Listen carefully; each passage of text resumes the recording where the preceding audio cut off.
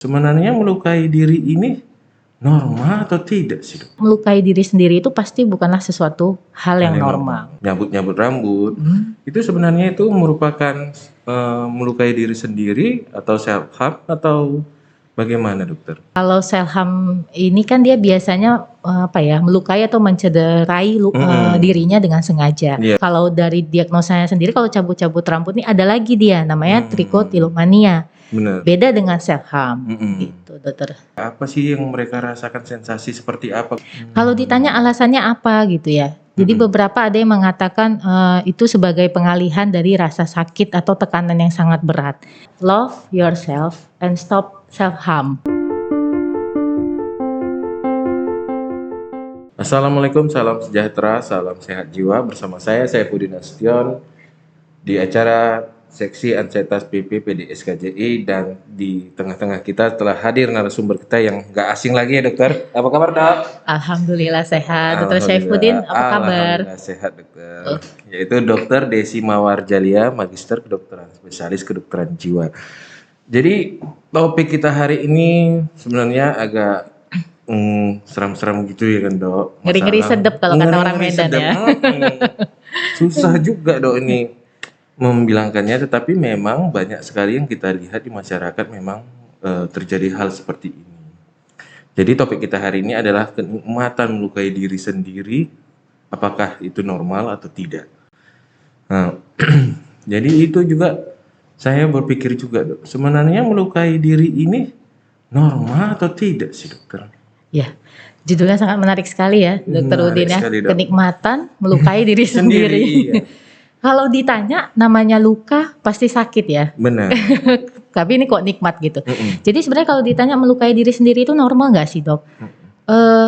Melukai itu kan artinya menimbulkan rasa sakit. Sebenarnya sakit itu kan tidak normal. Jadi kalau ditanya melukai diri sendiri itu pasti bukanlah sesuatu hal yang normal.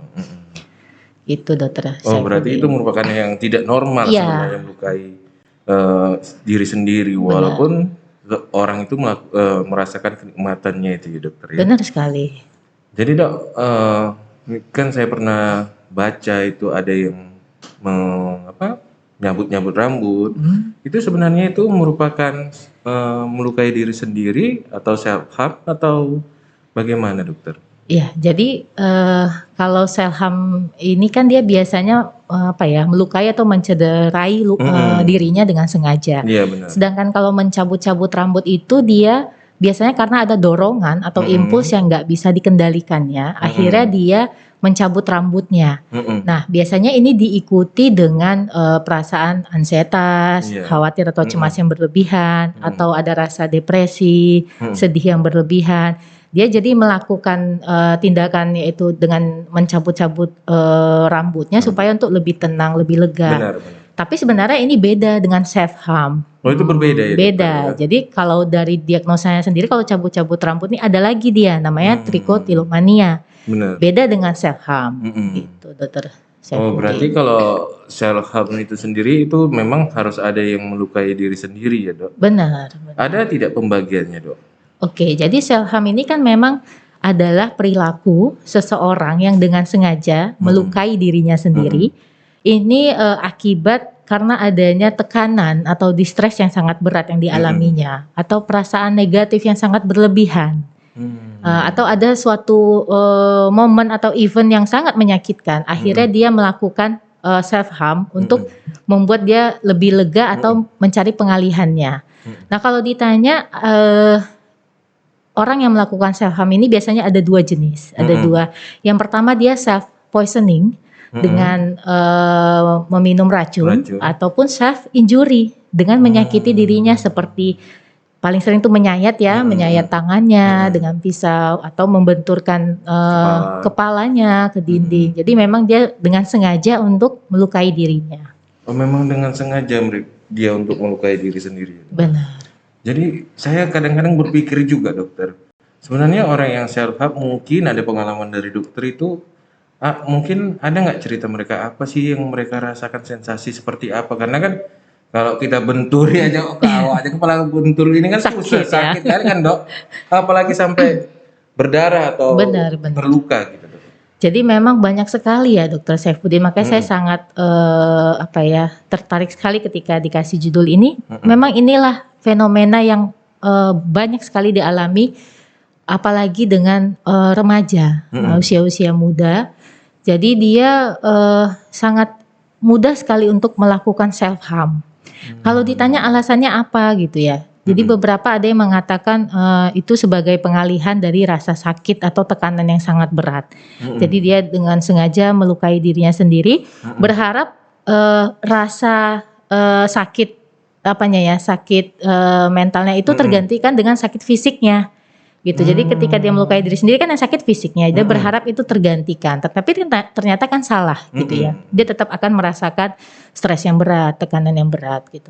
Atau enggak dia merasa akibat rasa bersalah, rasa enggak mampu ini dia akhirnya melukai dirinya sendiri.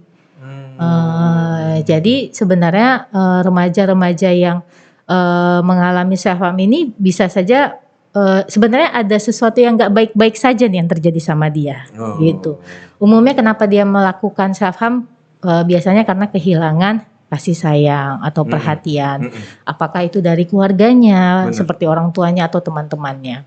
Yang kedua memang dia kehilangan figur yang dia sayangi, bisa juga itu menyebabkan menjadi self harm. Atau tadi tuntutan yang tekanan hidupnya yang terlalu berat, dia merasa nggak nyaman, akhirnya dia melakukan self harm berharap dengan self harm ini akan melegakan gitu, padahal sebenarnya salah.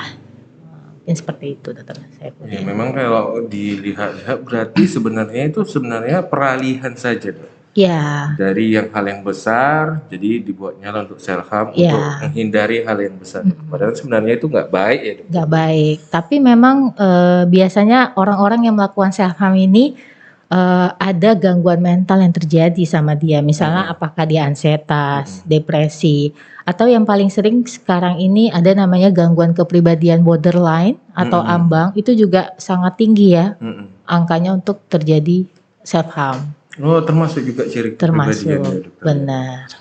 Dan seandainya ini Dokter, kalau misalnya pelaku orang yang berperilaku self harm ini ada di sekitar kita, apa sih yang sebenarnya harus kita lakukan? Oke, yang pertama sebenarnya kita harus bantu dia, dampingi dia, karena biasanya orang yang melakukan self harm ini dia merasa sendiri.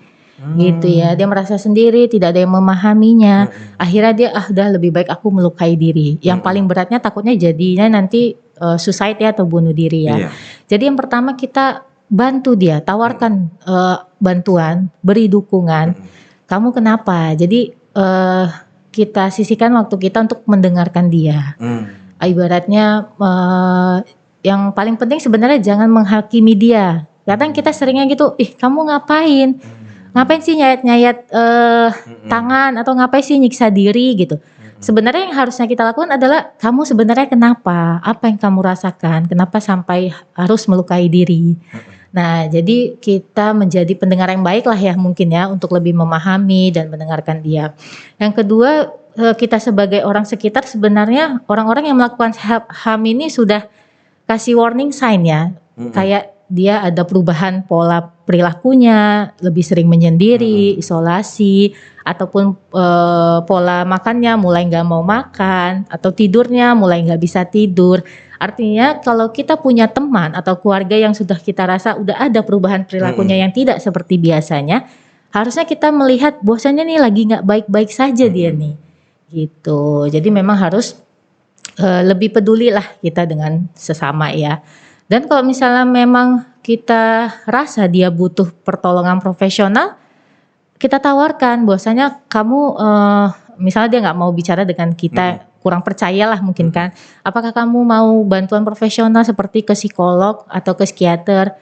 Ayo kita temenin gitu ya. Jangan kita sekarang ini lebih seringnya stigma ya. Dokter Saifuddin ya. Banyak kita lihat ya Dok, stigma kalau misalnya ke psikiater atau ke bagian psikiatri ini orang yang udah ODGJ yang berat. Bener, ya kan? Dibilang ngapain kamu ke psikiater gitu kan? Kamu kan gak gila. Nah padahal sebenarnya jangan-jangan self harm ini adalah kayak apa ya gejala awal dari dia mengalami gangguan mental. Oh, malah ini sebenarnya dia pun udah nunjukkan ya dok bahwa dunia ini nggak baik-baik saja ya Benar, kan, benar. makanya dia mungkin sudah menarik diri, menarik sekali dok. Dan sebenarnya dok, kalau kita lihat di keluarga itu kan dok, untuk yang sangat berperan untuk menghentikan self harm ini siapa aja sih dokter? Sebenarnya tergantung ya siapa yang paling banyak ibaratnya bersama dia, yang mendampingi dia. Jadi misalnya seperti di rumah, apakah itu dia punya orang tua, baik ayah, ibu, ataupun saudaranya gitu ya, ataupun bahkan teman ataupun sahabatnya. Jadi ya tadi seperti yang saya sampaikan, kita juga bisa melihat ada yang aneh nih sama dia, ada yang berubah perilakunya. Sederhananya aja seperti ini, orang tua yang kalau di rumah kan pasti dia melihat anaknya misalnya kok udah banyak sayatan ya gitu Iya, ya benar. kan. Harusnya dia kan bertanya, itu kenapa tangannya gitu ya. Artinya memang peranan keluarga lah yang paling penting untuk melihat apakah seseorang ini mungkin melakukan self harm atau tidak, karena itulah orang yang paling sering yang mendampinginya seperti itu. Berarti sebenarnya siapa yang paling dekat sama dia ya, Ya, Dok, ya? Bisa saja memang kalau kita lihat kan memang keluarga yang paling dekat, tapi benar. orang lain pun sebenarnya boleh-boleh sah-sah Boleh. saja ya dok. Ya memang kadang-kadang itu juga yang jadi problema yang memang kita kurang memperhatikan satu sama yang lain. Apalagi di era sekarang nih dokter. Ya, sibuk sendiri ya. Benar, gadget ya kan dok. Rame-rame pun nanti nengok gadget ya kan. Yang jauh kita bisa dekat via telepon, yang dekat makin jauh. Makin terasa jauh. Memang agak menarik ini cerita kita hari ini dokter. Yang terakhir mungkin ada pesan-pesan dokter untuk penonton yang ada di rumah dokter. Ya, oke. Jadi yang pertama adalah love yourself and stop self harm, gitu ya. Kadang kita suka lupa mencintai diri sendiri. Jadi kadang ketika kita nggak cinta atau nggak sayang sama diri kita, kita sangat mudah sekali untuk menyakiti. Jadi tetap menganggap bahwasanya diri kita berharga, jangan disakiti. Kalau memang kita butuh orang lain untuk membantu kita, jangan ragu berbicara dengan orang lain. Dan kalau memang kita butuh bantuan profesional juga jangan malu, Dr. Benar, Saifuddin.